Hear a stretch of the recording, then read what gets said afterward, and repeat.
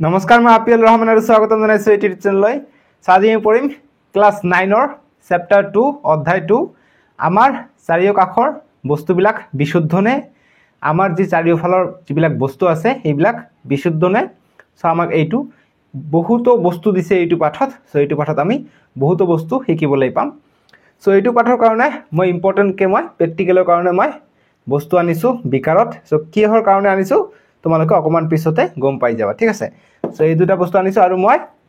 এসামুছত কি আনিছো কিছুমান মই বস্তু আনিছো ঠিক আছে দ্ৰব্য আনিছো অকমান পিছতে তোমালোকে গম পাই যাবা কি যে এইটো দ্ৰব্য কি হয় সো মই প্ৰেক্টিকেল কৰাই এইটো পাঠ বুজাই দিম আৰু লগতে কোশ্চেন আনসাৰ খিনি কৰাই দিম আৰু এমসিকিউ দি দিম যাতে তোমালোকে 100% ইয়াৰ পৰা কমন পাই যোৱা তোমালোকক আৰু একো কৰিব দৰকাৰ নাই চেপ্টাৰ 2 অধ্যায় 2 ঠিক আছে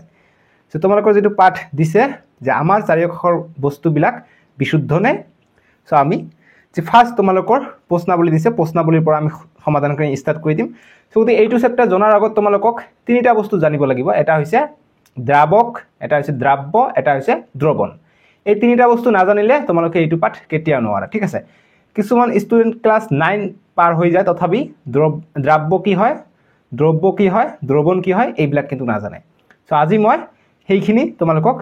একদম ক্রিস্টাল ক্লিয়াৰ কে বুজাই দিম ঠিক আছে সো গতিকে মই এইটো যি দেখা পাইছা এই যে পানী ঠিক আছে পানী যি আছে খালি যি পানী আছে এই পানী কি বুলি কয় দ্ৰাৱক বুলি কয় দ্ৰাৱক মই লিখি দিছো স্ক্ৰিনত দ্ৰাৱক বুলি কয় ঠিক আছে কেতিয়াও যাতে পাহৰি নযোৱা পানী কয় দ্ৰাৱক বুলি কয় ঠিক আছে সো এইটো সমসত্ব হৈ আছে ঠিক আছে মোৰ ইয়াৰ ফলা যেটো কলা গেঞ্জি আছে কলা টি-শাৰ্ট আছে কলা টি-শাৰ্টটো দেখা গৈছে পানীৰ মাজেদি গতিকে এইটো কি হ'ব সমসত্ব মিশ্ৰণ হ'ব আৰু যেটো মাজেদি দেখা না যায় এইটোৰ মাজেদি দেখা না যায় এইটো কি হৈ যাব অসমসত্ব মিশ্ৰণ হৈ যাব ঠিক আছে এইটো হৈছে তেল সো গতিকে এতিয়া যি পানীটো আছে পানীটো একো মিশ্ৰণ না থাকে এইটো বিশুদ্ধ বুলি কয় সো গতিকে ভেজাল মুক্ত বুলি কয় গতিকে এইটোৰ নাম কি হ'ব দ্ৰাৱক বুলি কব ঠিক আছে দ্ৰাৱক গতিকে আমি এতিয়া এইটো মিশ্ৰণ বনাম ঠিক আছে গতিকে মিশ্ৰণ কিবা এটা মিহলাই দিম যদি এইটো মিশ্ৰণ হৈ যায় একেবাৰে যদি যেনেকুৱা আছিল তেনেকুৱাই থাকে তেনেহলে এইটো আমি সমসত্ব মিশ্ৰণ বুলি কম আৰু যদি তেনেকুৱা যদি না থাকে তাক কি কম আমি অসমসত্ব মিশ্ৰণ ঠিক আছে সো গতিকে পানী যদি অকলে এটা বিকাৰ বা গ্লাছত থাকে তাক আমি কি কম দ্ৰাৱক বুলি কম মনত থাকিব দ্ৰাৱক ঠিক আছে সো এতিয়া আমি দ্ৰৱণ বানাম কেনেকৈ তোমালোকে চোৱা আমি দ্ৰাৱকত যদি অকমান দ্ৰব্য লৈ লওঁ এইটো যে মই লৈছো এইটো হৈছে নিমখ নিমখটো নাম হৈছে দ্ৰাৱক ঠিক আছে এইটো হৈছে সৰি ভুল হৈ গল অকমান এইটো হৈছে দ্ৰাৱক এইটো হৈছে দ্ৰব্য ঠিক আছে পানীটো হৈছে দ্ৰাৱক লৱণটো হৈছে আৰু নিমখটো লৱণ বা নিমখ বুলি কয় নিমখটো হৈছে দ্ৰব্য সো দ্ৰব্য যেতিয়া মই দ্ৰাৱকত দিম কি হয় তোমালোকে চোৱা বুজিছা তোমালোকে চোৱা এতিয়া মই লমাই দিছো এতিয়া মই মিহলি কৰি যদি দিও তোমালোকে চাবা মই যদি মিহলি কৰি দিও কি হ'ব জি নিমখবোৰ আছে অৰ্থাৎ নিমখবোৰ কি দ্ৰব্যবোৰ কি হৈছে দ্ৰাৱকত মিহলি হৈ গৈছে গতিকে দ্ৰাৱক কি দ্ৰাৱক হৈছে পানীবোৰ আৰু যি মই দ্ৰব্য দিছো দ্ৰব্যটো কি দ্ৰব্যটো হৈছে কি নিমখ গতিকে যদি আমি মিহলি কৰি দিলো এইটো হৈছে মিশ্ৰণ হৈ গল ঠিক আছে এইটো হৈ গল মিশ্ৰণ সো গতিকে এতিয়া তোমালোকে চোৱা এইটো হৈ গল এতিয়া মিশ্ৰণটো ঠিক আছে এতিয়া মিশ্ৰণটো দেখা পাইছে তোমালোকে যি নিমখ আছিল নিমখটো এইটোত মিক্স হৈ গৈছে ঠিক আছে এতিয়া তোমালোকে চোৱা মিক্স কৰি দিয়াৰ পিছতো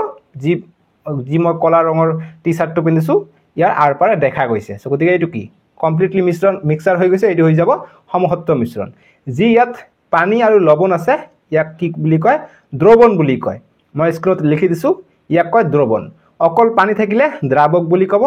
নিমখটোক কি বুলি কব দ্ৰব্য বুলি কব আৰু যেতিয়া আমি নিমখটো পানীত দি মিহলালো এইটো দেখা পালো যে সমসত্ব মিশ্ৰণ হৈছে আৰপাৰ দেখা গৈছে গতিকে এইটো হৈ যাব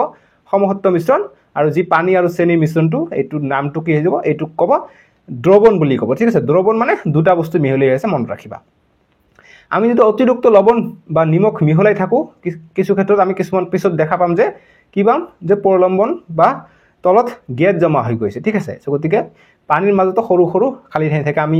চেপ্টাৰ 1 তে পঢ়িছিলো যে পানীৰ মাজত সৰু সৰু ক্ষুদ্ৰ ক্ষুদ্ৰ কণিকা থাকে এইবিলাক কি গতি কৰি থাকে গতিশীল সো গতিকে গতি কৰি থাকে গতিকে ইহঁতৰ মাজত কিছুমান খালি ঠাই থাকে খালি ঠাইবিলাকত নিমখৰ টুকুৰাবোৰ বা কণিকাবোৰ সোমাই যায় যেতিয়া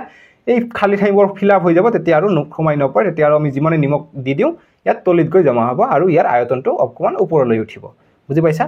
এইটো হৈছে সমসত্ব মিশ্ৰণ এতিয়া মই তোমালোকক অসমসত্ব মিশ্ৰণ দেখাই দিও গতিকে সেম মই দ্ৰাৱক লৈছোঁ দ্ৰাৱকটো কি হয় পানী হয়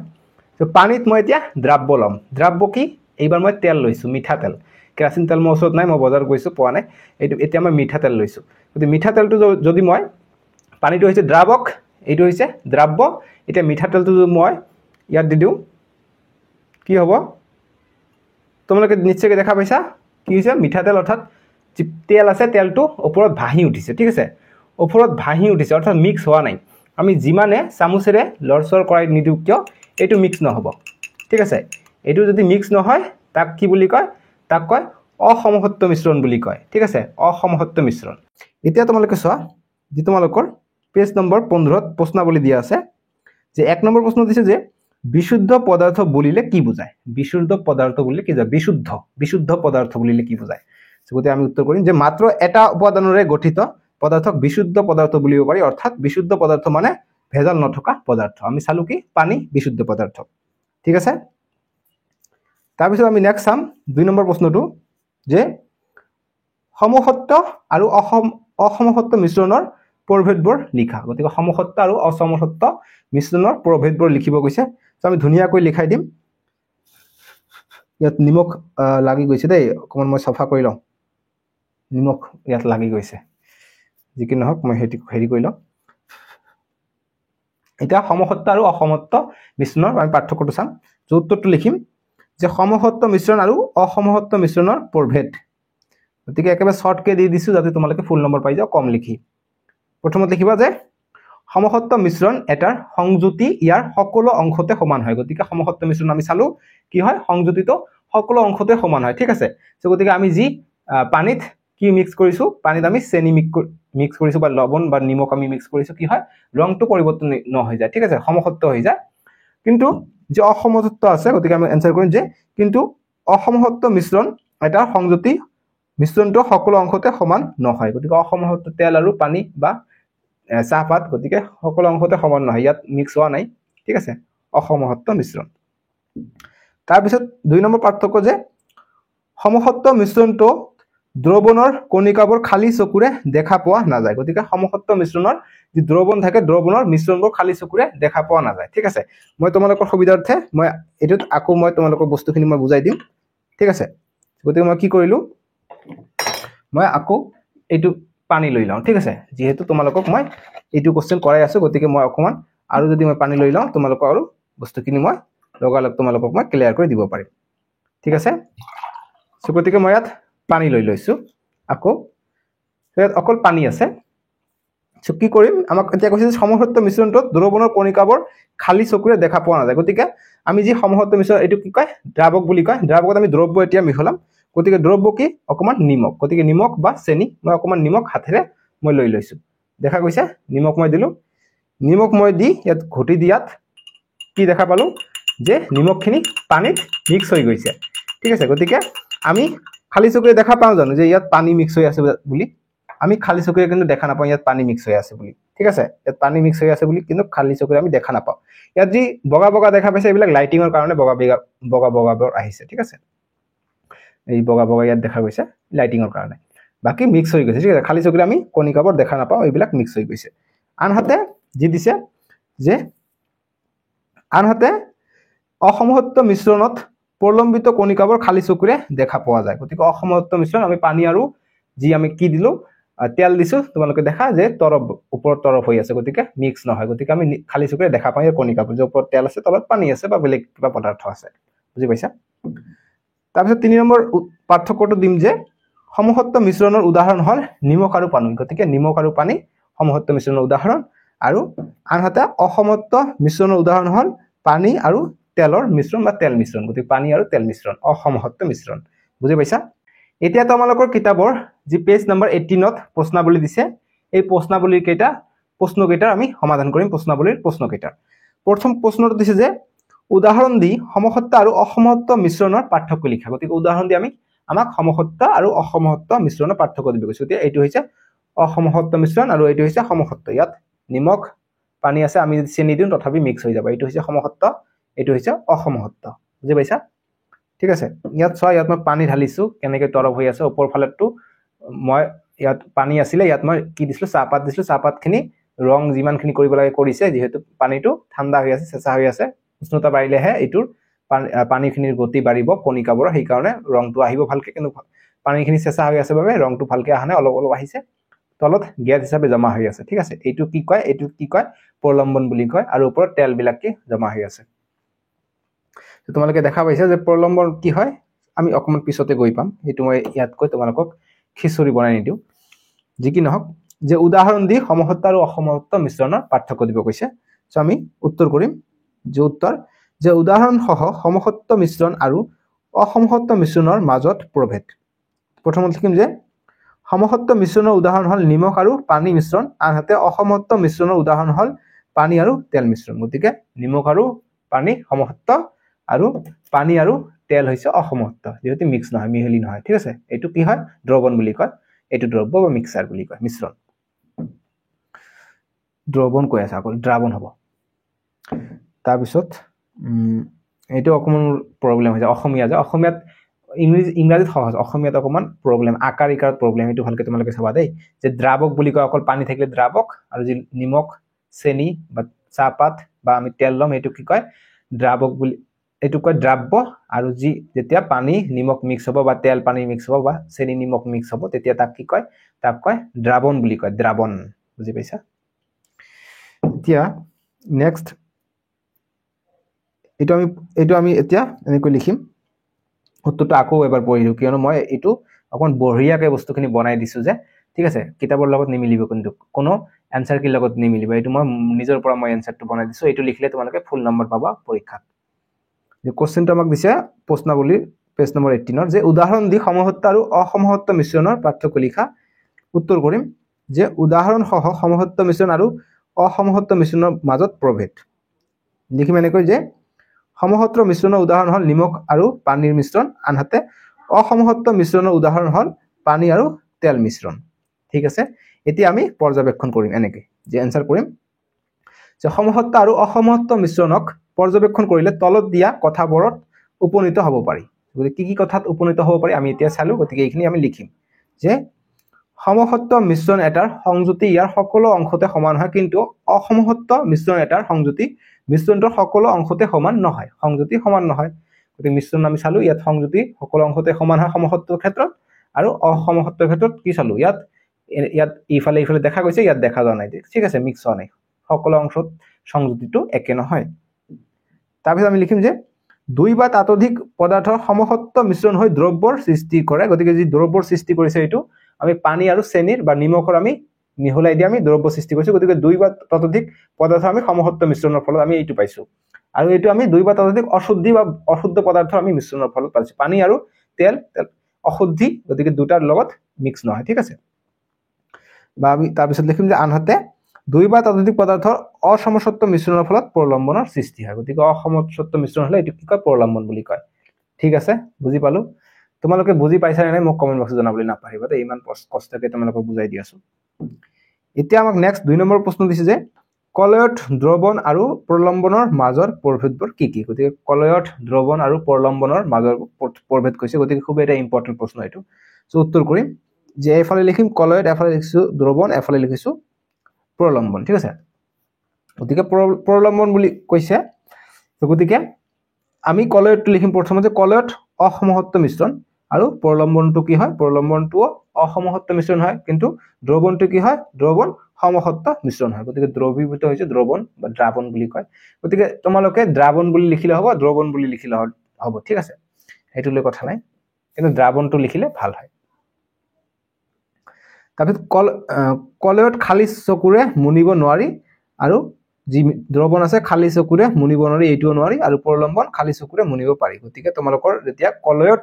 আৰু প্ৰলম্বন যে কলয়ত দ্ৰব্য আৰু প্ৰলম্বনৰ মাজত যদি পাৰ্থক্য আহে তোমালোকে এইটো পাৰ্থক্য লিখিব পাৰা যে কলয়ত দ্ৰব্যবোৰ খালি চকুৰে মুনিব নোৱাৰি কিন্তু যি প্ৰলম্বন আছে প্ৰলম্বনবোৰ খালি চকুৰে মুনিব পাৰি আৰু প্ৰলম্বনৰ যি কণিকাবোৰ আছে এইবিলাক কি অস্থিৰ ঠিক আছে আৰু যি অস্থিৰ সুস্থিৰ কিন্তু এইবিলাক অস্থিৰ গতিকে পাম এইটো অকমান পিছত ঠিক আছে তাৰপিছত যে পোহৰৰ ৰশ্মি বিচ্ছুৰণ ঘটাব পাৰে আৰু তিনডেল ক্ৰিয়া হয় গতিকে কলয়ত দ্ৰব্যত তিনডেল পৰিঘটনা হয় কিন্তু দ্ৰৱণত কি হয় যে পোহৰ ৰশ্মি বিচ্ছুৰিত কৰিব নোৱাৰে আৰু প্ৰলম্বনত লিখিম যে পোহৰ ৰশ্মি বিচ্ছুৰণ ঘটাব পাৰে।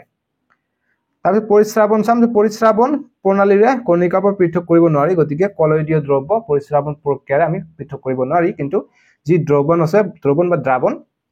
সেইটো আমি পৰিস্ৰাবন প্ৰণালীৰে কণিকাবোৰ পৃথক কৰিব নোৱাৰি, এইটোকো নোৱাৰি। আকৌ যি প্ৰলম্বন আছে প্ৰলম্বন বিলাকক আমি পাৰি, ঠিক আছে। যি পৰিস্ৰাবন পদ্ধতি আছে এইটোৰ দ্বাৰা আমি পৃথক কৰিব পাৰি, ঠিক আছে। তো তোমালোকৰ এইটো পেজ নম্বৰ তোমালোকৰ 18 প্ৰশ্ন হয়, ঠিক আছে। এইবিলাক হৈছে তোমালোকৰ 18 প্ৰশ্ন, ঠিক আছে।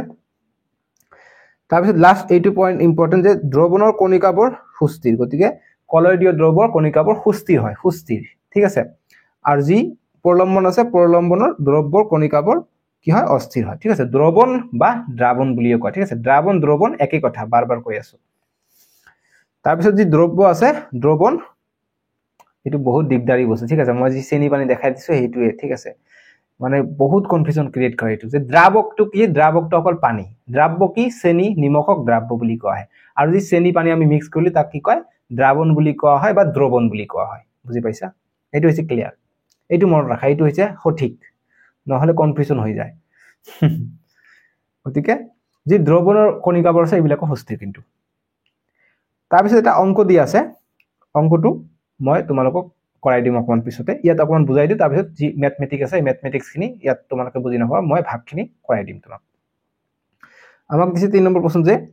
293 কেলভিন উষ্ণতাত 100 গ্ৰাম পানীত 36 গ্ৰাম সোডিয়াম ক্লোৰাইড দ্ৰৱীভূত কৰি এটা সংক্ষিপ্ত দ্ৰব্য পোৱা গ'ল, দ্ৰব্যটোৰ গাঢ়তা নিৰ্ধাৰণ কৰা। গাঢ়তা আমাক ওলাবলৈ গৈছে, আমি উত্তৰ কৰিম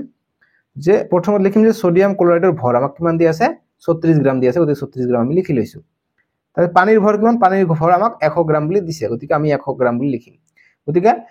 যি সোডিয়াম ক্লোৰাইডৰ ভৰ হৈছে 36 গ্ৰাম আৰু পানীৰ ভৰ 100 গ্ৰাম, গতিকে মুঠ মিলাই পেলাই দ্ৰব্যটোৰ ভৰ কিমান হ'ব। গতিকে আমি লিখিম যে দ্ৰব্যটোৰ ভৰ হ'ব 36 যোগ 100 136 গ্ৰাম হ'ব। গতিকে আমাক যেহেতু দ্ৰব্যটোৰ গাঢ়তা নিৰ্ণয় কৰিব গৈছে, গতিকে গাঢ়তাৰ সূত্ৰ কি যে দ্ৰব্যটোৰ গাঢ়তা ইজ ইকুৱেল টু দ্ৰাব্যৰ ভৰ বাই দ্ৰব্যটোৰ মুঠ ভৰ ইনটু 100, ঠিক আছে। গতিকে এইটোৰ পিছত তোমালোকে যেতিয়া কৰিবা 26.45 প্ৰায় পাম, ঠিক আছে। কম বেছি হ'ব পাৰে, এইকাৰণে আমি সাইডত প্ৰায় লিখি দিম। তোমালোকে এইটো ক্যালকুলেশন মই তোমালোকক এতিয়া দেখাই দিওঁ যে এইটো ক্যালকুলেশন তোমালোকে কেনেকৈ কৰিবা। পেজ নম্বৰ 18ত 3 নম্বৰ প্ৰশ্নটো দিছে, তোমালোকে চোৱা যে 293 কেলভিন উষ্ণতাত 100 ml পানীত 36 গ্ৰাম সোডিয়াম ক্লোৰাইড দ্ৰৱীভূত কৰি এটা সংক্ষিপ্ত দ্ৰব্য পোৱা গ'ল, দ্ৰৱণটোৰ গাঢ়তা নিৰ্ণয় কৰা। গতিকে ইয়াৰ বাবে তোমালোকে উত্তৰটো তোমালোকৰ স্ক্ৰীনত দিছে, তোমালোকে চাই লোৱা। গতিকে আমি যেটো आंसर পালো তোমালোকৰ যে 26.45 প্ৰায়। আমি যি आंसर পালো 26.45 প্ৰায়, গতিকে এইটো আমি এতিয়া এইটো প্ৰশ্নৰ আমি ক্যালকুলেশনটো কৰিছা, কিয়নো তোমালোকে বহুতে ক্যালকুলেশনটো কৈ নোৱাৰিবা। গতিকে মই লিখিছো প্ৰথমতে যে দ্ৰৱণটোৰ গাঢ়তা ইজ ইকুৱেল টু দ্ৰাব্যৰ ভৰ বাই দ্ৰব্যটোৰ মুঠ ভৰ ইনটু 100। গতিকে দ্ৰাব্যৰ মুঠ ভৰ আমি কিমান পাইছো, দ্ৰাব্যৰ ভৰ কিমান পাইছো 36 গ্ৰাম বুলি পাইছো, ঠিক আছে 36 গ্ৰাম। আৰ দ্ৰব্যটোৰ মুঠ ভৰ কিমান পালো 100 গ্ৰাম, আৰু 36 কিমান হৈ যায় 136 গ্ৰাম হৈ যায়, গতিকে 136 আৰু ইনটু 100, ঠিক আছে বুজি পালো। এতিয়া তোমালোকে চোৱা যে আমি ভাগ কৰিম এতিয়া, যে কটাকটি কৰিব পাৰো, এইটোক 4 দি কটাকটি কৰিলে 4 পজিশন 100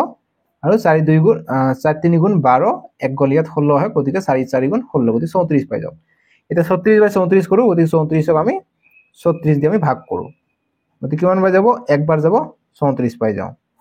2 এর পর 4 গলে 6 এর পর 4 গলে 2 হ'ব, ঠিক আছে বুজি পাইছা। গতিকে 2 পালো, এতিয়া 34 তো ডাঙৰ, গতিকে দশমিক দি দিম, ইয়াত দিম 0, 20 34 ডাঙৰ, আকৌ ইয়াত 0 দিম, ইয়াত 0 দিম, গতিকে এইবাৰ এতিয়া কিমান বাৰ যাব যে 34, এটুক আমি যদি 5 বাৰ কৰো, 34ক 5 বাৰ কৰিলে কিমান বাৰ যায় আমি চাও, 34 * 5, 5 4 গুণ 20, 20 0 হাত থাকে 2, 5 3 গুণ 15, 15 আর 2 70, গতিকে 170। তে 6 বার করু, 34 * 6, 6 4 গুণ 4 গুণ 24, 24 4 হাত থেকে 2, 6 3 3 6 গুণ 18, 18 2 20, গতিকে 204 পাই যাও, ইয়াত হচ্ছে 200, অর্থাৎ আমি 6 বার করিলে বেশি হয়ে যায়, 5 বার কৰিব লাগিব, গতিকে আমি 5 বাৰ দি দিও, 5 বাৰ দিলে আমি পাই 170 পাই যাও। এবাৰ 0 ইয়াত 0 হাত না যায়, গতিকে এক ধাৰ কৰিলে হয় 10, 10 ৰ পৰা 7 গলে 3, ঠিক আছে। আৰু এইফালে এক ধাৰ কৰি লৈছো, গতিকে 1 আছে, 1 ৰ পৰা 1 গলে 0, অৰ্থাৎ আমি 30 পালো। গতিকে আকৌ 34 ডাঙৰ হৈ গল, গতিকে আমি আকৌ ইয়াত 0 দিব নোৱাৰো, কিয়নো দশমিক দিছো 0 দিছো, গতিকে আমি ইয়াত 0 দিব পাৰো এতিয়া। এতিয়া 34 পূৰণ আমি 5 কৰিলে 170 পাওঁ, 6 কৰিলে 204 পাওঁ, 7 কৰিলে কিমান পাওঁ, গতিকে 8 কৰি চাওঁ 34 × 8 কিমান হয় 4 8 গুণ 32, 32 2 হাত থাকে 3, 4 8 গুণ 3 8 গুণ 24, 24 আর 3 27, 27 হৈ যায়, গতিকে 272, ঠিক আছে, গতিকে 272 8 বার যাব, গতিকে 8 বার, গতিকে 272 পাই যাওঁ, গতিকে 10 পৰা 2 গ'লে 8, 9 পৰা 2 গ'লে 9 পৰা 7 গ'লে 2, 28 আৰু কৰিব দৰকাৰ নাই, এইটোৱে পাৰি গ'লো, ঠিক আছে 1.058, গতিকে এইখিনি বক্স বনাই ৰাখি দিম। দেন কিমান পালো 1.058, 1.058 ইনটু 25 তো আছে নহয়, গতিকে 25 তো পূৰণ হৈ যাব। এতিয়া এইটো পূৰণ কৰিম, 25 দি আমি 1058 পূৰণ কৰিম, পইণ্টটো আমি উঠাই দিছো, দশমিকটো অংক কৰাৰ পিছত আমি বহাই দিম, বুজি পাইছা। এতিয়া পূৰণ কৰিম, 5 8 গুণ 40, 40 0 হাত থাকে 4, 5 5 গুণ 25, 25 4 29, 29 9 হাত থাকে 2, 5 0 0, গতিকে 2টো আহিল ইয়াত, 5 1 গুণ 5 কৰিম, ইয়াত যি মই তেল দি প্ৰেক্টিকেল কৰালো, এই তেলটো ভৰিছে মিঠাতেল। 2 8 গুণ 16, 16 6 হাত থাকে 1, 2 5 গুণ 10, 10 1 11, 11 হাত থাকে 1, 2 1 গুণ 2, সরি 2 0 0, 1 থাকে 1 আহিল ইয়াত, 2 1 গুণ 2, 0 6 6 আর 9 যোগ করলে 15, 15 5 হাত থাকে 1, 2 1 3, 3 1 4, 5 1 6, 2 আহিল ইয়াত, গতিকে 2645 পালো, 26450 পালো, গতিকে আমি এতিয়া দশমিকটো বহাই দিম, ইয়াত কেই ঘৰ পিছত দশমিক আছিল 3 ঘৰ, গতিকে 1 ঘৰ 2 ঘৰ 3 ঘৰ, ইয়াত দিম দশমিক, গতিকে 2645 দশমিকৰ পিছফালে দশমিক ইয়াত আছে, গতিকে ইয়াত দিম দশমিক, দশমিকৰ পিছফালে সংখ্যাৰ পিছফালে শূন্যটো আমি লিখিব নালাগে, গতিকে ইমানখিনি পাই গলো, লাষ্টত দি দিবা প্ৰায় বুলি দি দিবা, প্ৰায়, কিয়নো আমি আৰু যে বাৰ গৈছে আমি বাৰ দিয়া নাই নহয়, গতিকে প্ৰায় হৈ যাব ইয়াৰ শুদ্ধ উত্তৰটো, গতিকে এইখিনি হৈ যাব ইয়াৰ উত্তৰটো, বুজি পাইছা। এতিয়া আমি নেক্সটটো চাওঁ। এতিয়া তোমালোকৰ পেজ নম্বৰ 24ত প্ৰশ্নাৱলীত কেইটামান প্ৰশ্ন দিয়া আছে, এইকেইটা প্ৰশ্ন এতিয়া আমি সমাধান কৰিম। 24ৰ প্ৰশ্নাৱলীৰ 1 নম্বৰ প্ৰশ্ন দিছে যে কেৰাচিন আৰু পেট্ৰলৰ ইহঁতৰ উত্তালংকৰ পাৰ্থক্য 25 ডিগ্ৰীকৈ বেছি, মিশ্ৰণৰ পৰা সিহঁতক কিদৰে পৃথক কৰিবা। গতিকে কেৰাচিন আৰু পেট্ৰলৰ মিশ্ৰণ আমি পৃথক কৰিবলৈ কি ইউজ কৰো, প্ৰক্ৰিয়া ইউজ কৰো, পাতন প্ৰক্ৰিয়া, গতিকে এনসাৰ লিখিম যে উত্তৰ যে পাতন প্ৰক্ৰিয়াৰ দ্বাৰা ইহঁতক পৃথক কৰিব পাৰি, বুজি পাইছা। এতিয়া আমাক নেক্সট 2 নম্বৰ প্ৰশ্ন দিছে, তোমালোকে 2 নম্বৰ প্ৰশ্নটো চোৱা, যে তলৰ মিশ্ৰণবোৰ পৃথকীকৰণ পদ্ধতিৰ নাম লিখা, গতিকে দৈৰ পৰা মাখন আমি অপকেন্দ্ৰিক পদ্ধতিৰ দ্বাৰা পাওঁ, তাৰপিছত যে সাগৰৰ পৰা নিমখ কেনেকৈ পাওঁ আমি, বাষ্পীভৱন প্ৰক্ৰিয়াৰ দ্বাৰা, গতিকে সাগৰৰ পানী আমি যদি ৰ'দত শুকিবলৈ দিওঁ বাষ্পীভৱন হৈ হৈ কি পাম আমি, নিমখ পাম। তোমালোকে ইউটিউবত মাৰি চাবা নিমখ কেনেকৈ প্ৰস্তুত কৰা হয়, বাংলাদেশত তোমালোকে চাবা, বাংলাদেশৰ আশে-পাশে আমাৰ ভাৰতবৰ্ষত বেছিকে হয়, ঠিক আছে, তোমালোকে ভিডিঅ' পাই যাবা তেনেকুৱা। তাৰপিছত 3 নম্বৰ প্ৰশ্ন যে নিমখৰ পৰা কৰ্পূৰ, নিমখৰ পৰা কৰ্পূৰ কেনেকৈ পাওঁ, উত্তৰ কৰিম যে ঊৰ্ধ্বপাতন প্ৰক্ৰিয়াৰ দ্বাৰা, ঠিক আছে। তাৰপিছত 3 নম্বৰ প্ৰশ্ন যে স্ফটিকৰণ পদ্ধতিৰে কি ধৰণৰ মিশ্ৰণ পৃথক কৰা যায়, গতিকে স্ফটিকৰণ পদ্ধতিৰে আমি কি ধৰণৰ মিশ্ৰণ আমি পৃথক কৰিব পাৰিম, গতিকে উত্তৰ কৰিম আমি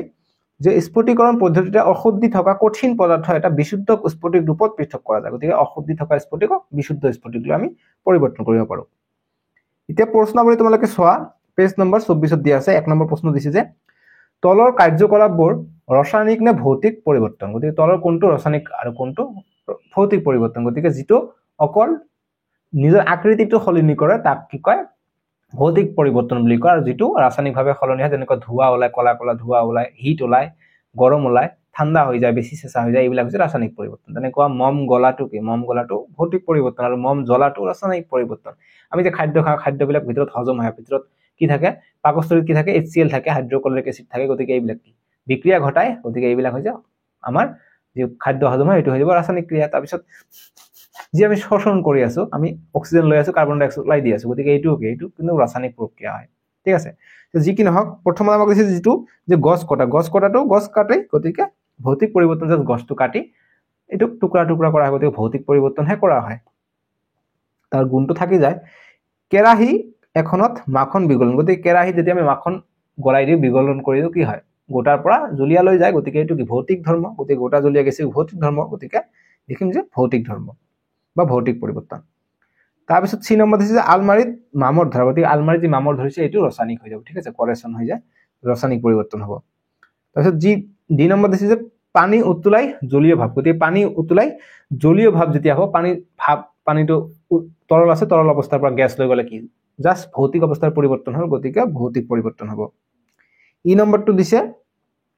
যে পানীৰ মাজেদি বিদ্যুৎ প্ৰবাহিত কৰিলে হাইড্ৰজেন আৰু অক্সিজেন গেছ উৎপন্ন হয়, গতিকে এইটো কি হ'ব ৰাসায়নিক পৰিৱৰ্তন হৈ যাব, হাইড্ৰজেন গেছ উৎপন্ন হৈছে। তাৰপিছত পানীত নিমখ দ্ৰৱীভূত কৰা, গতিকে পানীত নিমখ দ্ৰৱীভূত কৰিলে কি ভৌতিক পৰিৱৰ্তন হৈ যায়, ইয়াত একো ৰাসায়নিক পৰিৱৰ্তন হোৱা নাই কিন্তু। তাৰপিছত জি নম্বৰ যে কেঁচা ফলৰ পৰা সলাড প্ৰস্তুত কৰা, গতিকে এইটো হৈ যাব ভৌতিক ধৰ্ম। কেঁচা ফলৰ পৰা সলাড, আমি যে ক্ষীৰা পাওঁ, তিয়হৰ পৰা আমি কি কৰোঁ সলাড বনাওঁ নহয়। তাৰপিছত 8 নম্বৰ যে কাগজ আৰু কাঠ পুৰিলে, গতিকে কাগজ আৰু কাঠ পুৰিলে কি ৰাসায়নিক পৰিৱৰ্তন হয়, ধোঁৱা ওলায়, ধোঁৱা ওলালে কি হ'ব ৰাসায়নিক পৰিৱৰ্তন হ'ব। এতিয়া আমাক 2 নম্বৰ প্ৰশ্ন দিছে যে তোমাৰ চাৰিওকাষৰ বস্তুবোৰ বিশুদ্ধ বা মিশ্ৰণ হিচাপে পৃথক কৰি উলিয়াই চেষ্টা কৰা, গতিকে আমি উত্তৰ কৰিম ইয়াৰ যে আমাৰ চাৰিওকাষৰ বস্তুবোৰ বিশুদ্ধ বা মিশ্ৰণৰ কেইটামান উদাহৰণ হ'ল 1 নম্বৰ দিম আমি যে পানী বিশুদ্ধ পদাৰ্থ, গাখীৰ মিশ্ৰণ, LPG মিশ্ৰণ, কেৰাচিন তেল মিশ্ৰণ, তাৰপিছত বায়ু মিশ্ৰণ, তাৰপিছত যি দিছে বায়ু মিশ্ৰণ, তাৰপিছত কাগজটো হৈ যাব মিশ্ৰণ, মাখনটো হৈ যাব মিশ্ৰণ, গাখীৰটো হৈ যাব মিশ্ৰণ। তাৰপিছত নেক্সট যি দিছে আমাক অনুশীলনী পেজ নম্বৰ 28ত, অনুশীলনীবিলাক ইম্পৰ্টেণ্ট, ইয়াৰ পৰা কিন্তু তোমালোকে জাষ্ট মুখস্থ কৰিবা, MCQ কিন্তু ইয়াৰ পৰা কমন কৰি যাব। তেনেকুৱা তোমালোকৰ কোৱেশ্চন আহিব পাৰে যে কলয়ডীয় তলৰ কোনটো কলয়ডীয় দ্ৰব্য আৰু কি প্ৰকাৰৰ কলয়ডীয় দ্ৰব্য, যেনেকুৱা যদি আমি ধোঁৱা বুলি কয়, ধোঁৱাটো কি, ধোঁৱাটোত আমি ধোঁৱা নকৈ নিয়ৰ বুলি যদি কওঁ, কুঁৱলী বা মেঘ বুলি যদি কওঁ, গতিকে কুঁৱলীটো আমি আমাৰ যদি নাকত যদি সোমায়, আমি যদি তাত শ্বাস প্ৰশ্বাস লওঁ, কি কওঁ আমাৰ একো প্ৰব্লেম হয় নেকি, নাকত প্ৰব্লেম নহয়, কিমান ধুনীয়া এটা শীতল যেন অনুভৱ হয়। গতিকে তাত কি আছে, তাত গেছ আছে আৰু কি আছে তৰল আছে, ঠিক আছে। সেইকাৰণে কিন্তু আমি যি ধোঁৱা দেখো গাড়ীৰ পৰা ওলোৱা ধোঁৱা, আমি কি অসহ্য হৈ যায়, কিয়নো তাত গোটা আৰু গেছীয় অৱস্থাত থাকে, ঠিক আছে। গতিকে এইটো তোমালোকৰ তালিকা তোমালোকক দিয়া আছে, তোমালোকৰ পেজ নম্বৰ 18ত তোমালোকক দিয়া আছে। এইবিলাক কি কয় এৰছল বুলি কয়, ধোঁৱাত গোটা আৰু গেছ থাকে, আৰু যি কুঁৱলী থাকে, কুঁৱলী মেঘ, এইবিলাক কি থাকে তৰল আৰু গেছ থাকে, ঠিক আছে। যি কি নহওক তাৰ পৰা এইটো টেবুলৰ পৰা কিন্তু কোৱেশ্চন আহিব তোমালোকৰ পেজ নম্বৰ 18ৰ টেবুলটোত। এতিয়া অনুশীলনীৰ প্ৰথম প্ৰশ্নটো দিছে যে তলৰ পদাৰ্থবোৰ পৃথক কৰিবলৈ কোনটো পৃথকীকৰণ পদ্ধতি প্ৰয়োগ কৰিবা। এনসাৰ কৰিম যে নিমখ পানীৰ দ্ৰৱৰ পৰা সোডিয়াম ক্লোৰাইড, গতিকে নিমখৰ পৰা সোডিয়াম ক্লোৰাইড আমি যদি ওলাব যাওঁ, পৃথক কৰিব যাওঁ, আমি বাষ্পীভৱন ইউজ কৰিম। আকৌ বি নম্বৰ প্ৰশ্নটো দিছে যে সোডিয়াম ক্লোৰাইড আৰু এমোনিয়াম ক্লোৰাইডৰ মিশ্ৰণৰ পৰা এমোনিয়াম ক্লোৰাইড, গতিকে ঊৰ্ধ্বপাতনৰ দ্বাৰা। সি নম্বৰ যে গাড়ীৰ ইঞ্জিন তেলৰ পৰা ধাতুৰ সৰু সৰু টুকুৰা, এইটো হ'ব ফিল্টাৰ কৰি। ডি নম্বৰ যে ফুলৰ পাহি আকৰ পৰা বিভিন্ন ৰঞ্জক পদাৰ্থবোৰ, গতিকে এইটো হৈ যাব কি বৰ্ণলেখন। তাৰপিছত দিছে ই নম্বৰ যে দৈৰ পৰা মাখন, এইটো হ'ব অপকেন্দ্ৰিক পদ্ধতি। এফ নম্বৰ পানীৰ পৰা তেল, গতিকে পানীৰ পৰা তেল পৃথক যেতিয়া কৰিম আমি, এইটো পানীৰ পৰা তেল যদি আমি পৃথক ব্যৱহাৰ কৰিম, আমি চুপি দি আমি সেইটো পৃথক কৰিব পাৰি, ঠিক আছে, যে পৃথকীকৰণ চুপি ব্যৱহাৰ কৰি, ঠিক আছে। তাৰপিছত যি নম্বৰ দিছে চাহৰ পৰা চাহপাত, গতিকে ফিল্টাৰ কৰি, গতিকে যি চাহপাত আছে এইটোত তলত চাহপাতটো ফিল্টাৰ কৰিলে চাহপাতখিনি ওপৰত ৰৈ যাব। তাৰপিছত এচ নম্বৰ যে বালিৰ পৰা লোৰ পিন, গতিকে চুম্বকৰ সহায়ত, গতিকে বালিৰ পৰা লোৰ পিন আমি যেতিয়া পানীত, কিছুমানে তোমালোকে দেখিছানে বাহিৰত যি হৰিদ্বাৰ আছে, তেনেকুৱা যি গংগা নদীৰ পাৰত যি মন্দিৰ আছে যিবিলাক, এই পিছত হৰিদ্বাৰত কি কৰে কিছুমানে মেগনেট লৈ চুম্বক লৈ এই গংগা নদীত পেলাই দিয়ে, তাৰ পৰা টকা আহে, ঠিক আছে। এই মেগনেটবোৰে টকা কি ধাতু হয়, ধাতুবিলাকক আকৰ্ষণ কৰে, লোক আকৰ্ষণ কৰে, ঠিক আছে, গতিকে সেইবিলাকৰ কাৰণে এনেকৈ ধাতুবিলাকক উঠাই লৈ আহে, ঠিক আছে। গতিকে বালিৰ পৰা লোৰ পিন, গতিকে লোৰটো কি ধাতু হৈ যায়, গতিকে কি হ'ব চুম্বক সহায়ত পৃথকীকৰণ। আই নম্বৰ যে চেকৰাৰ পৰা গমৰ গুটি, গতিকে কি হ'ব জৰা প্ৰক্ৰিয়া। যে নম্বৰ যে পানী আৰু বোকাৰ প্ৰলম্বনৰ পৰা বোকাৰ সূক্ষ্ম কণিকাবোৰ, এইটো হ'ব অশ্ৰাৱণৰ দ্বাৰা। এতিয়া নেক্সট আমাক 2 নম্বৰ প্ৰশ্ন দিছে যে একাপ চাহ বনাবলৈ প্ৰয়োজনীয় পদক্ষেপবোৰ ষ্টেপ লিখা। দ্ৰৱণ, দ্ৰাৱক, দ্ৰাব্য, দ্ৰৱীভূত, দ্ৰৱণীয়, অদ্ৰৱণীয়, পৰিশ্ৰুত আৰু অৱশেষ আদি দ্ৰব্যবোৰ ব্যৱহাৰ কৰিবলৈ আমাক কৈছে, ঠিক আছে। আমি ব্যৱহাৰ কৰিম। প্ৰথমত চাহ বনাওঁতে কি লাগে, চিম্পল, মই দেখাই দি আছে যে এটা পাত্ৰত কিছু দ্ৰাৱক পানী লোৱা হ'ল আৰু দ্ৰাৱকখিনি গৰম কৰা হ'ল। 2 নম্বৰ পদক্ষেপত কি কৰিম যে পাত্ৰটোত অলপ দ্ৰাব্য অৰ্থাৎ চাহপাত দিয়া হ'ল, বা তোমালোকে চেনিও প্ৰথমত দিব পৰা একো কথা নাই। তো 3 নম্বৰ যে পানী আৰু চাহপাতৰ দ্ৰৱণটো কিছু সময় গৰম কৰা হ'ল, গৰম কৰাৰ পিছত 4 নম্বৰ পদক্ষেপত লিখিম যে চাহৰ দ্ৰৱটোত এচামুচ দ্ৰাব্য চেনি লোৱা হল আৰু ঘুটি দিয়া হল তাৰপিছত 6 নম্বৰ পদক্ষেপত কি লিখিম যে চেকনিৰ সহায়ত দ্ৰৱণৰ পৰা 1 কাপ চাহ সেকা হল এতিয়া চাহৰ মিশ্ৰণটো পোৱা যাব চাহখিনি চাহত দ্ৰৱীভূত হল চেনি চাহত দ্ৰৱণীয় আনহাতে চাহপাত অদ্ৰৱণীয় চেনি চাহপাত আৰু পানীৰ দ্ৰৱণটো পৰিচিত কৰিলে চাহপাত অৱশেষ হিচাপে থাকি যায় ঠিক আছে বুজি পালো এতিয়া নেক্সট 3 নম্বৰ প্ৰশ্ন যেটো দিছে হেতু আমি অংক দিছে গতিকে 3 নম্বৰ প্ৰশ্নটোৰ কাৰণে আমি অংকটো এতিয়া কৰো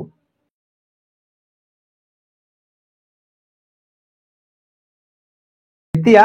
অনুশীলনীৰ 4 নম্বৰ প্ৰশ্নবিলাকৰ পৰা আমি বাকি কেইটা সমাধান কৰো সো অনুশীলনীৰ 4 নম্বৰ বিলাক কৈছে যে উদাহৰণ দি ব্যাখ্যা কৰা আমাক প্ৰথমত এই নম্বৰ দিছে সংক্ষিপ্ত দ্ৰব্য বি দিছে বিশুদ্ধ পদাৰ্থ সি দিছে কলয়ড আৰু ডি দিছে প্ৰলম্বন সো প্ৰথমত আমি সংক্ষিপ্ত দ্ৰব্য লিখিম যে এটা নিৰ্দিষ্ট উষ্ণতাত এটা দ্ৰব্যত দ্ৰৱীভূত কৰিব পৰা সৰ্বোচ্চ পৰিমাণৰ দ্ৰব্য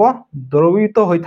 থাকিলে তাক সংক্ষিপ্ত দ্ৰব্য বোলে উদাহৰণস্বৰূপে 100 ml পানীত কেৱল 50 গ্ৰাম NaCl হে যোগ কৰিব পাৰি গতিকে পানী এটাত আমি যিমান দেৰিলৈকে এইটো তলত গেছ হৈ জমা নাথাকে অলপমান আগলৈকে আমি যিমান দূৰলৈকে মিক্স হ'ব পাৰে মিক্স কৰাটো কি কয় সংক্ষিপ্ত দ্ৰব্য বুলি কোৱা হয় যেনেকুৱা 100 গ্ৰাম পানীত আমি 100 ml পানীত আমি কেৱল 50 গ্ৰাম NaCl অৰ্থাৎ নিমখে আমি এড কৰিব পাৰিম গতিকে নেক্সট এটা মই তোমালোকক শৰ্টছত দেখাই দিম মই 100 ml পানী লৈ মই যি 50 গ্ৰাম মই নিমখ মিহলাই দিম একেবাৰে সংক্ষিপ্ত দ্ৰব্য প্ৰস্তুত হৈ যাব তাৰপিছত অলপমান মই যদি নিমখ দিও হেতু মিহলি নহয় কিমানবাৰ মই ঘুটনি মাৰো নিমখটো আৰু মিক্সাৰ নহব তলত গৈ জমা হৈ থাকিব হেতুৰ ওপৰত মই কাৰ্যকলাপ মই এটা শৰ্টস ভিডিও বনাই দেখাই দিম এই কাৰণে তোমালোকে শৰ্টস বোৰ চাই থাকিবা তোমালোকে এতিয়া গৈ চেনেল চেক কৰা শৰ্টসটো দিয়া আছে তোমালোকে চাই লবা বি নম্বৰ যে বিশুদ্ধ পদাৰ্থ গতিকে বিশুদ্ধ পদাৰ্থ আমি লিখিম শৰ্ট এইবিলাকৰ মই বুজাই নিদু বিশুদ্ধ পদাৰ্থ এনেকৈ লিখিবা কলয়ড এনেকৈ লিখিবা একেবাৰে মই ধুনিয়াকৈ মানে শৰ্টকে দি দিছো প্ৰলম্বনটো এনেদৰে লিখিবা তাৰপিছত যেটো দিছে যে তলৰ মিশ্ৰণবোৰ সমহত্ত নে অসমহত্ত শ্ৰেণীভুক্ত কৰা গতিকে আমাক দিছে সোডা পানী কাঠ পৰি আছে সোডা পানী কাঠ বায়ু মাটি ভিনেগাৰ চেকি লোৱা চাহ গতিকে কোন কেইটা সমহত্ত হ'ব গতিকে এফালে দিছে উত্তৰ সমহত্ত এফালে দিছে অসমহত্ত গতিকে সমহত্ত হৈ যাব সোডা পানী বায়ু এইবিলাক হৈ যাব সমহত্ত ভিনেগাৰ সমহত্ত আৰু অসমহত্ত হৈ যাব কাঠ মাটি এইবিলাক হৈ যাব অসমহত্ত লগতে যি চেকি লোৱা চাহ আছে এইটো হৈ যাব সমহত্ত কিয়নো চেকি লোৱা মানে সেকনি কৰা হৈছিল চাহপাতটো ওলাই দিয়া হৈছে গতিকে বাকিখিনি যিটো আছে সমহত্ত মিশ্ৰণ হৈ গৈছে এতিয়া 6 নম্বৰ প্ৰশ্নটো আমি ধৰা দিছে যে তোমাক দিয়া বৰণহীন তৰল এটা বিশুদ্ধ পানী বুলি কিদৰে প্ৰমাণ কৰিবা উত্তৰ কৰিম যে যদি বৰণহীন তৰলখিনি বায়ুমণ্ডলীয় চাপত উতলাংক 100 ডিগ্ৰী সেন্টিগ্ৰেড হয় তেন্তে তৰলখিনি বিশুদ্ধ পানী আৰু যদি তৰলখিনি উতলাংক 100 ডিগ্ৰীতকৈ কম বা বেছি হয় তেতিয়া তৰলখিনি বিশুদ্ধ পানী নহয় গতিকে বিশুদ্ধ পানী কেনেকৈ হ'ব আমি জানো যে বিশুদ্ধ পানী এটা 100 ডিগ্ৰী সেন্টিগ্ৰেডত বা 100 ডিগ্ৰী উষ্ণতাত 100 ডিগ্ৰী সেন্টিগ্ৰেড উষ্ণতাত উতলে কিন্তু যেতিয়া আমি চাম যে 100 ডিগ্ৰী নাই হওঁতে উতলিব ষ্টাৰ্ট হৈ গৈছে বা 100 ডিগ্ৰী পাৰ হৈ গৈছে তথাপি উতলা নাই গতিকে এইটো কি কম এইটো বিশুদ্ধ গতিকে এনেকৈ প্ৰমাণ কৰিব পাৰিম 7 নম্বৰ প্ৰশ্ন দিছে যে তলৰ পদাৰ্থবোৰৰ ভিতৰত কোনবোৰ বিশুদ্ধ পদাৰ্থ শাৰীত পৰে গতিকে আমাক বৰফ গাখীৰ লো হাইড্ৰক্লৰিক এসিড ক্যালসিয়াম অক্সাইড পাৰা ইটা কাঠ বায়ু এইবিলাক দিছে গতিকে আমি উত্তৰ কৰিম যে বৰফ যেটো আছে এটো হৈছে বিশুদ্ধ পদাৰ্থ অকল পানী থাকে গাখীৰ হৈছে বিশুদ্ধ পদাৰ্থ গাখীৰ বিশুদ্ধ পদাৰ্থ নহয় তাত আকৌ বেলেগ কাৰ্বোহাইড্ৰেট ফেটস থাকে গতিকে তাৰপিছত লো আছে লো হৈ যাব বিশুদ্ধ পদাৰ্থ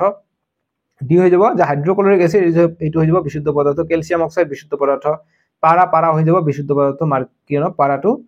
এটা কি হয় মাৰ্কুৰী Hg হয় গতিকে এইটো জুলিয়া কিন্তু এইটো এটা কি হয় জুলিয়া ধাতু বুলি কয় পাৰা Hg জি নম্বৰ যে ইটা যে বিশুদ্ধ পদাৰ্থ নহয় কাঠ বিশুদ্ধ পদাৰ্থ নহয় আৰু বায়ু বিশুদ্ধ পদাৰ্থ নহয় কাৰণ বায়ুত আমি কাৰ্বন ডাই অক্সাইড নাইট্ৰজেন বহুত ধৰণৰ গেছ পাওঁ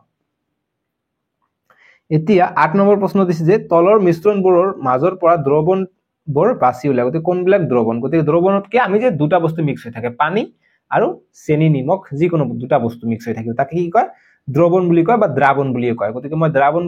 বুলি কৈ আছো বা দ্ৰৱণ বুলি কৈ আছো গতিকে দ্ৰৱণ আৰু দ্ৰাৱণ বেলেগ না ভাবিবা এটাই হয় ওকে মাইন্ড ইট মনত থাকিব দ্ৰাৱণ বা দ্ৰৱণ ওকে এটা আমি এই কৰিম যে এটো মাটি দিছে গতিকে মাটিত কি মাটিটো দ্ৰৱণ নহব ঠিক আছে সাগৰৰ পানী দ্ৰৱণ হ'ব তাতে নিমখ আৰু পানী থাকে বায়ু দ্ৰৱণ হ'ব কিয়নো তাত আৰু নাইট্ৰজেন গেছ কাৰ্বন ডাই অক্সাইড থাকে গতিকে ডি টো কয়লাটো নহব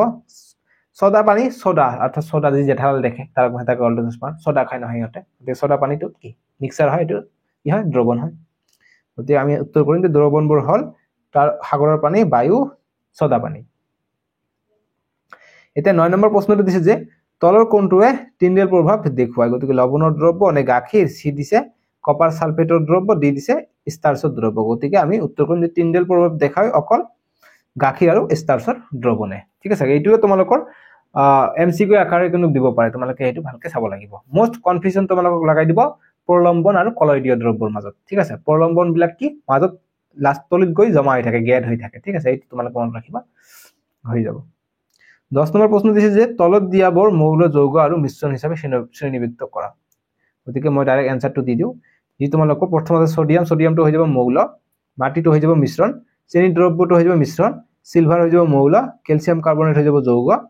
টিন হৈ যাব মৌল সিলিকন হৈ যাব মৌল কয়লা হৈ যাব মিশ্ৰণ বায়ু হৈ যাব মিশ্ৰণ সাবন হৈ যাব মিশ্ৰণ মিথেন হৈ যাব যৌগ কাৰ্বন ডাই অক্সাইড হৈ যাব যৌগ তেজ হৈ যাব মিশ্ৰণ তেজত হিমোগ্লোবিন থাকে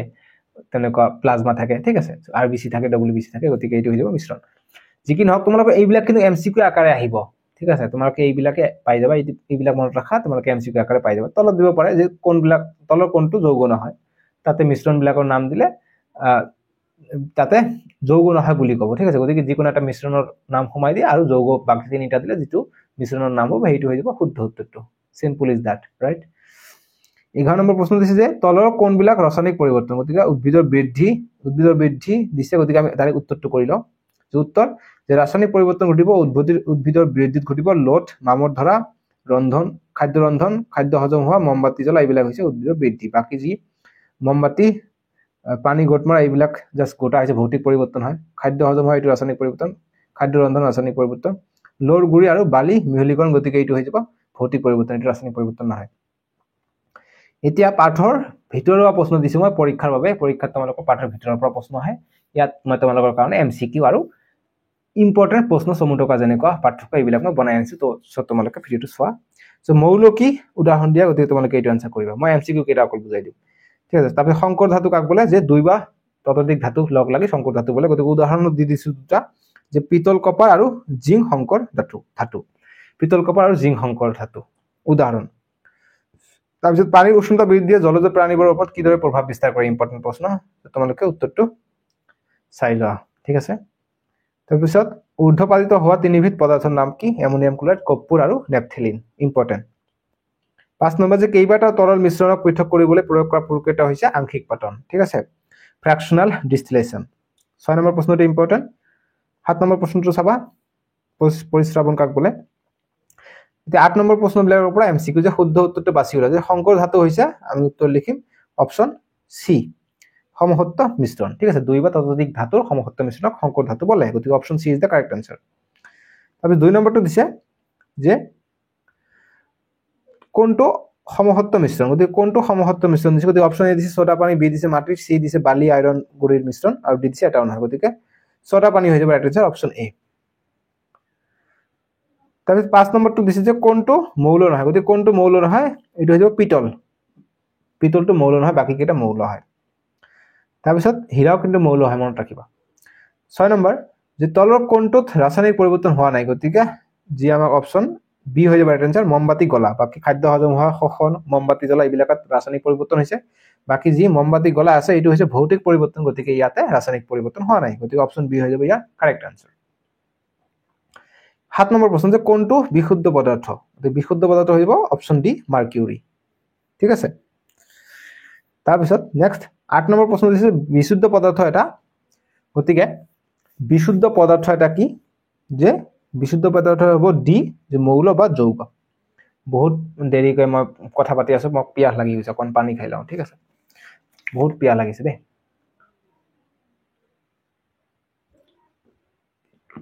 বহুত পিয়াহ লাগিছে কথা পাতিলে অকমান হেৰি হৈ যায় যিকিনো এতিয়া আমি 9 নম্বৰটো চাম 9 নম্বৰ প্ৰশ্নটো দিছে যে মিশ্ৰণবোৰ দুই ধৰণৰ এক ধৰণৰ বিশুদ্ধ পদাৰ্থ এটাও নহয় গতিকে মিশ্ৰণবোৰ কি দুই ধৰণৰ হয় ঠিক আছে সমহত্ত আৰু অসমহত্ত মিশ্ৰণ দুই ধৰণৰ এতিয়া 10 নম্বৰ প্ৰশ্ন দিছে বিশুদ্ধ পানী গতিকে বিশুদ্ধ পানীটো কি হয় যৌগ বুলি কয় গতিকে option B is the correct answer এতিয়া 11 নম্বৰ প্ৰশ্ন দিছে যে তলৰ কোনবোৰ সমহত্ত প্ৰকৃতি গতিকে সমহত্ত প্ৰকৃতি আমাক দিছে বৰফ কাঠ মাটি বায়ু গতিকে ইয়াৰ ভিতৰত আমাক অপচন দিছে যে অপচন এ দিছে 3 আৰু 4 নম্বৰ বি দিছে 1 আৰু 3 নম্বৰ গতিকে আমি প্ৰথম চাই যাও কোন দুটা সমহত্ব প্ৰকৃতিৰ হয় গতিকে বৰফ সমহত্ব হয় আৰু 4 নম্বৰ বায়ু যদিও অসমহত্ব হয় গতিকে বায়ু কিন্তু অসমহত্ব মাটি কাঠ এইবিলাক অসমহত্ব গতিকে অকল option A is the correct answer গতিকে অপশন এ আছে জানো গতিকে সিত আছে 1 আৰু 4 গতিকে 1 আৰু 4 হৈ যাব ঠিক আছে অপশন সি হৈ যাব ৰাইট আনসাৰ কিয়নো ইয়াত অকল এ বুলি দিব লাগিছিল যে অকল 1 শুদ্ধ গতিকে অকল বৰফে আছে সমহত্ব কিন্তু বায়ু সমহত্ব হৈ যাব কিয়নো বায়ু মিক্সাৰ হৈ আমি দেখা নাপাও ঠিক আছে গতিকে কি হৈ যাব সমহত্ব মিশ্ৰণ হৈ যাব অৰ্থাৎ 1 আৰু 4 হৈ যাব ইয়াৰ শুদ্ধ উত্তৰটো এতিয়া 12 নম্বৰ প্ৰশ্ন যে কলয়ডীয় কণিকাবোৰৰ আকৃতি গতিকে কলয়ডীয় কণিকাবোৰৰ আকৃতি কি হয় যে 1 নেনোমিটাৰতকৈ কম বি দি আছে 1 ৰ পৰা 100 নেনোমিটাৰৰ ভিতৰত থাকে সি দি আছে 100 নেনোমিটাৰতকৈ কম আৰু ডি দিছে 1 ৰ পৰা 1000 নেনোমিটাৰ অপশন এ দিছে যে 1 নেনোমিটাৰতকৈ ডাঙৰ বুলি কৈছে আৰু সিত কৈছে 100 নেনোমিটাৰতকৈ কম গতিকে অপশন বি হৈ যাব ৰাইট আনসাৰ যে কলয়ডীয় কণিকাবোৰ থাকে এইবিলাক 1 ৰ পৰা 100 নেনোমিটাৰৰ ভিতৰত থাকে গতিকে option B is the correct answer এতিয়া 12 নম্বৰ প্ৰশ্ন ইম্পৰ্টেন্ট যে তলৰ কোনটো মৌল গতিকে অপশন এ দি আছে হীৰা বি দি আছে হাইড্ৰক্লোৰিক এসিড সি দি আছে বৰফ ডি দি আছে বায়ু গতিকে অপশন এ হৈ যাব উত্তৰ হীৰাটো হৈছে মৌল গম পাইছা এতিয়া নেক্সট আমাক প্ৰশ্ন দিছে যে উত্তৰ দিয়া তিনডেল ক্ৰিয়া কি গতিকে এটা ইম্পৰ্টেন্ট প্ৰশ্ন তোমালোকে এনসাৰটো চাই লোৱা এটো বুজিবলৈ একো নাই যে আমি দেখা পাম পোহৰ পৰিলে কিছুমান ধূলিকণা দেখা পাম আমি সূৰ্যৰ পোহৰ যেতিয়া পৰে এইটো একমাত্ৰ জুলীয়া ধাতুবিধৰ নাম এইটো ইম্পৰ্টেন্ট পাৰা Hg ঠিক আছে Hg মাৰ্কিউৰি তবে ধাতু কল্প কাক বলে যে একা বেকা থাকে পৰ্যায় তালিকাত জিগজ্যাগ প্যাটাৰ্নত থাকে এইবিলাক ঠিক আছে এটা ধাতু কল্পৰ উদাহৰণ তোমালোকে মোক কমেন্ট বক্সত জনাই দিবাচোন যিকোনো এটা ধাতু কল্পৰ উদাহৰণ তোমালোকে মোক কমেন্ট বক্সত জনাই দিবা ঠিক আছে মই নেক্সট ভিডিঅত ধাতু কল্প কেইটা আছে কেনেকুৱা ধৰণৰ মই তোমালোকক পাৰ্ট 3 ত বুজাই দিম ঠিক আছে অধ্যায় 3 ত বুজাই দিম সো তোমালোকে এই ভিডিঅত কমেন্ট কৰিবা যে ধাতু কল্প যিকোনো এটা নাম দি দিবা তাৰপিছত 4 নম্বৰ যে ধাতু অধাতু আৰু ধাতু কল্প প্ৰত্যেক দুটাকৈ উদাহৰণ দিয়া গতিকে ধাতু হৈ যাব সোণৰূপ অধাতু হৈ যাব হাইড্ৰোজেন অক্সিজেন আৰু ধাতু কল্প হৈছে বৰন সিলিকন গতিকে দুটা মই কৈ দিলো বৰন সিলিকন বাকি বৰন সিলিকন বাদে আৰু যি বাকি কেইটা আছে ধাতু কল্প সেই কেইটা তোমালোকে নাম লিখিবা কমেন্ট বক্সত ঠিক আছে 5 নম্বৰ প্ৰশ্ন দিছে সাধাৰণ উষ্ণতাত তৰল মৌল দুটা কি কি গতিকে সাধাৰণ উষ্ণতাত তৰল মৌল হৈছে দুটা এটা হৈছে মাৰ্কিউৰি এটা হৈছে বৰন সৰি ব্ৰোমিন বুলি কৈছে বৰন কৈছে ব্ৰোমিন ঠিক আছে এইবিলাক সাধাৰণ উষ্ণতাত কি হয় তৰল হয় জুলীয়া হয় 6 নম্বৰ প্ৰশ্ন যে কলয়ডীয় দ্ৰব্য আৰু প্ৰলম্বনৰ মাজত প্ৰভেদ গতি ইম্পৰ্টেন্ট এইটো প্ৰশ্ন গতি আনসাৰ লিখিবা উত্তৰ লিখিবা যে কলয়ডীয় দ্ৰব্যবোৰ ই সুস্থিৰ প্ৰলম্বনবোৰ অস্থিৰ 2 নম্বৰ ই খালি চকুৰে চাব পাৰি আৰু প্ৰলম্বনক খালি চকুৰে সৰি কলয়ডীয় দ্ৰব্যক খালি চকুৰে চাব নোৱাৰি আৰু প্ৰলম্বনক খালি চকুৰে চাব পাৰি 3 নম্বৰ যে প্ৰলম্বনৰ উদাহৰণ হৈছে চকমাটি আৰু পানীৰ মিশ্ৰণ আৰু যি কলয়ডীয় দ্ৰব্য আছে এইবিলাক চিয়াহি আৰু পানীৰ মিশ্ৰণ ঠিক আছে চিয়াহি আৰু পানীৰ মিশ্ৰণটো হৈ যাব কলয়ডীয় দ্ৰব্যৰ মিশ্ৰণ সো চিয়াহি আছে গাখীৰ হৈ যাব একে কথা হৈ যাব ঠিক আছে বা ইয়াত যেটো দিছিল চকমাটি আৰু পানীৰ মিশ্ৰণ তোমালোকে আঠাৰ গুড়িও দিব পাৰা ময়দাৰ গুড়িও দিব পাৰা নেক্সট এটা প্ৰশ্ন দিয়া আছে যি তোমালোকৰ কিতাপত দিয়া আছে এটো ইম্পৰ্টেন্ট যে মিশ্ৰণ আৰু যৌগৰ মাজৰ পাৰ্থক্য এটো তোমালোকে স্ক্ৰিনত দেখা গৈছে যে এইফালে দিছো মিশ্ৰণ এইফালে দিছো যৌগ মিশ্ৰণ 1 নম্বৰ লিখিছো যে দিয়া আছে কিতাপত যে মৌল বা যৌগবোৰ মাত্ৰ মিহলি হয় কোনো নতুন পদাৰ্থ উৎপন্ন নহয় মিশ্ৰণত ঠিক আছে মিহলি হয় নতুন পদাৰ্থ উৎপন্ন হয় কিন্তু যৌগত কি হয় যে মৌলবোৰে বিক্ৰিয়া কৰি নতুন পদাৰ্থ উৎপন্ন কৰে যৌগত আকৌ মিশ্ৰণত আমি চাম যে উপাদানবোৰৰ সংযুতি ভিন ভিন হ'ব পাৰে কিন্তু আমি যৌগত কি চাম যে প্ৰতিটো নতুন উৎপাদনবোৰ সংযুতি সদা নিৰ্দিষ্ট 3 নম্বৰ যে মিশ্ৰণে উপাদানৰ ধৰ্মকে দেখুৱায় মিশ্ৰণ আনহাতে যৌগকি নতুন পদাৰ্থৰ ধৰ্ম সম্পূৰ্ণ বেলেগ 4 নম্বৰ যে উপাদানবোৰ ভৌতিক পদ্ধতিৰে এটাক আনটোৰ পৰা সহজে পৃথক কৰিব পাৰি 4 নম্বৰ যৌগৰ ক্ষেত্ৰত লিখিম যে উপাদানবোৰ ৰাসায়নিক বা বিদ্যুৎ ৰাসায়নিক পদ্ধতিৰ দ্বাৰাহে পৃথক কৰিব পাৰি বুজি পাইছা যি কি নহওক তোমালোকৰ ফাইনালি সমাপ্ত হৈ গল সো লাইক কৰিবা ভিডিওটো আৰু চেনেলটো সাবস্ক্ৰাইব কৰিবা আপিএল ৰহমান ইউটিউব চেনেলটো ঠিক আছে সো আজিলৈ ইমানে বাই বাই টেক কেয়াৰ